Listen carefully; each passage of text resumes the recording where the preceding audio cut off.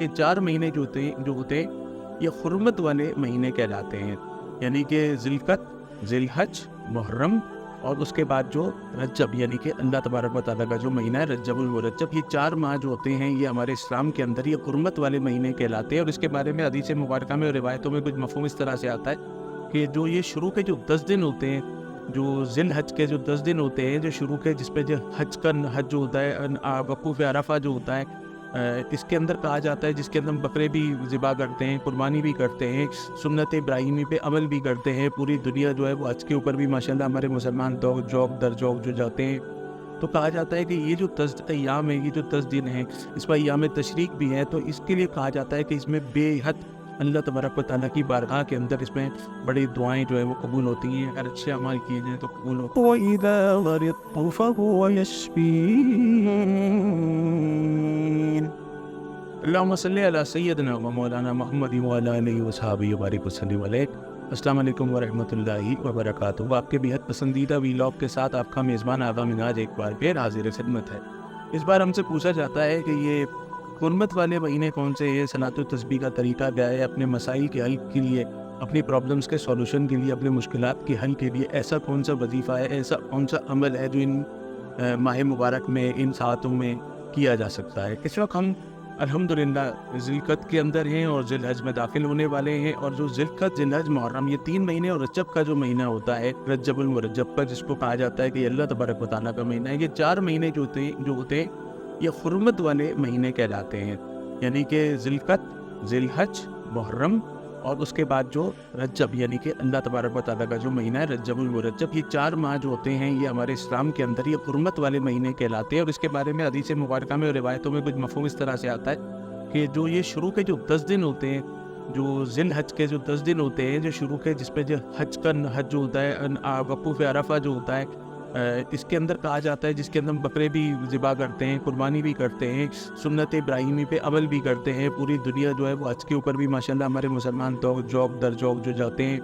تو کہا جاتا ہے کہ یہ جو 10 ایام ہیں، یہ جو 10 دن ہیں، اس میں ایام تشریق بھی ہیں، تو اس کے لیے کہا جاتا ہے کہ اس میں بے حد اللہ تبارک و تعالیٰ کی بارگاہ کے اندر اس میں بڑی دعائیں جو ہیں وہ قبول ہوتی ہیں، اگر اچھے اعمال کیے جائیں تو قبول ہوتے ہیں، اور اس کی حرمت جو ہے نا ماشاءاللہ بہت زیادہ ہے، اس کی اہمیت ان دنوں کے اندر بہت زیادہ ہے۔ تو ہم اپنی زندگی کے اندر ماشاءاللہ ماہ مبارک رمضان شریف آتا ہے تو 30 دن اس پہ روزے رکھتے ہیں، اس کے بعد ماشاءاللہ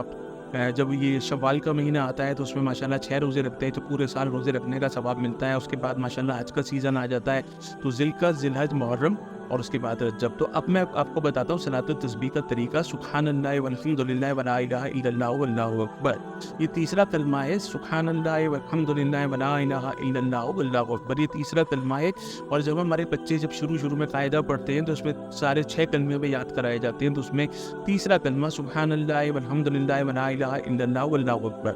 تو ایک رکعت میں 75 مرتبہ ہمیں پڑھنا ہے تیسرا کلمہ، اور 4 رکعت میں یہ پڑھیں گے 300 مرتبہ۔ تو اس کو پڑھنے کا طریقہ جو ہے وہ آپ نیٹ پہ بھی سرچ کر سکتے ہیں، لیکن میں آپ کو بتاتا ہوں، میری بہت ساری ویڈیوز بھی صلاۃ التسبیح کے طریقے کے حوالے سے ہمارے یوٹیوب چینل آغا مناج کے اوپر، اسپریچولسٹ کے اوپر پڑھی ہوئی ہے۔ تو اس کا طریقہ یہ ہے کہ آپ نے نارمل اللہ اکبر کہہ کے 4 رکعت صلاۃ التسبیح کی نیت باندھ کے، اللہ اکبر کہہ کے تکبیر کے ساتھ کہہ کے آپ نے نیت باندھنی، اس کے بعد آپ ثنا پڑھیں گے سبحان اللہ والحمد للہ ولا الہ الا اللہ واللہ اکبر،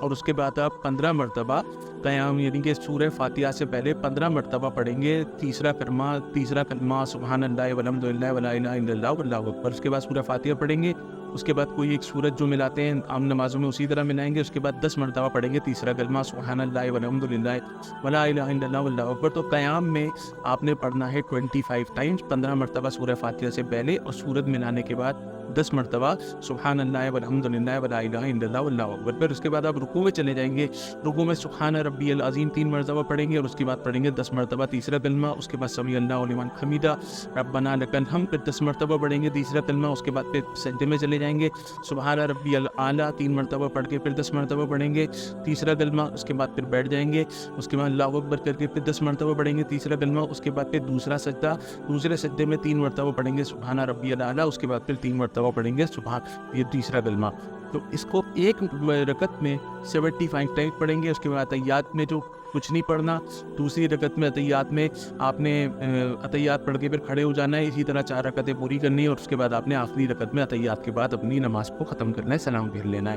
تو اس सलात तस्बीह के बारे में कहा जाता है, इसकी रिवायतों में आता है और हदीस मुबारक के मफ़हूम के मुताबिक हो सके तो रोज़ाना पढ़ो, नहीं तो हफ्ते में एक बार पढ़ो, नहीं तो महीने में एक दफ़ा पढ़ो, नहीं तो साल में एक दफ़ा पढ़ो, नहीं तो पूरी ज़िंदगी में एक बार ज़रूर पढ़ो। ये हुज़ूर अलैहिस्सलाम की हदीस मुबारक के मफ़हूम के मुताबिक सलात तस्बीह जो है वो इस तरह हदीस में पेश की गई है। तो अगर हम यानी कि ये जो 4 माह मुबारक हैं जिनमें ज़िलक़द है, ज़िलहज है, मुहर्रम है और रजब है, अगर इसके अंदर रोज़ाना एक मरतबा सलात तस्बीह इशा की नमाज के बाद या फिर फजर से पहले या ज़ोहर के बाद, मगरिब के बाद, जो भी वक्त आपको इन औकात में से मिलता है, तो 4 रकत की सलात तस्बीह जो सिर्फ 20 से 25 मिनट में मुकम्मल हो जाती है। इंशाअल्लाह अगर आप गैर शादीशुदा हैं तो अच्छे रिश्तों के लिए आपके घर पे लाइन लग जाएगी। अगर आप कारोबार करते हैं और आपकी दुकान पर फैक्ट्री में ग्राहक नहीं चढ़ता तो इंशाल्लाह ग्राहकों की लाइन लग जाती है। अगर आपको जॉब नहीं मिल रही, सीवीज़ डाल के परेशान है, तो आपको इंशाल्लाह बहुत अच्छी जॉब मिल जाती है। अगर आपकी घर में कोई परेशानी है, लड़ाई झगड़े फसादात है, तो घर अमन और सुकून का गहवारा बन जाता है। अगर आप बीमार रहते हैं, मरीज़ हैं, परेशान हैं बीमारियों की वजह से, तो इंशाल्लाह सेहत और शिफा के दरवाजे आपकी तरफ खुल जाते हैं। तो जिस मकसद के लिए आप चाहते हैं तो इन 4 माह के अलावा भी पढ़ सकते हैं, रोज़ाना पढ़ सकते हैं, क्योंकि मैंने हदीस मुबारक भी पेश की है कि रोज़ा अच्छा हो सके तो रोज़ाना पढ़ो, नहीं तो भाई हफ्ते में एक मरतबा, नहीं तो हर महीने एक मरतबा, नहीं तो पूरे साल में एक मरतबा, नहीं तो पूरी ज़िंदगी में एक मरतबा सलात तस्बीह पढ़ो। और मैंने आपको तरीका बताया, तो इंशाल्लाह ये पढ़िए। अल्लाह तबारक व तआला गैब के ख़जानों से इंशाल्लाह तबारक व तआला आपको मौलामान फरमाएगा। अगर ये मेरा वीलॉग आपको पसंद आया हो तो उसको सदका जारिया के लिए ज़रूर शेयर फरमाइएगा। अपने मेज़बान आका मिनहाज को अगले वीलॉग तक के लिए इजाज़त मरामत फरमाइए। अस्सलाम वालेकुम व रहमतुल्लाहि व बरकातहू। وإذا مرضت فهو يشفين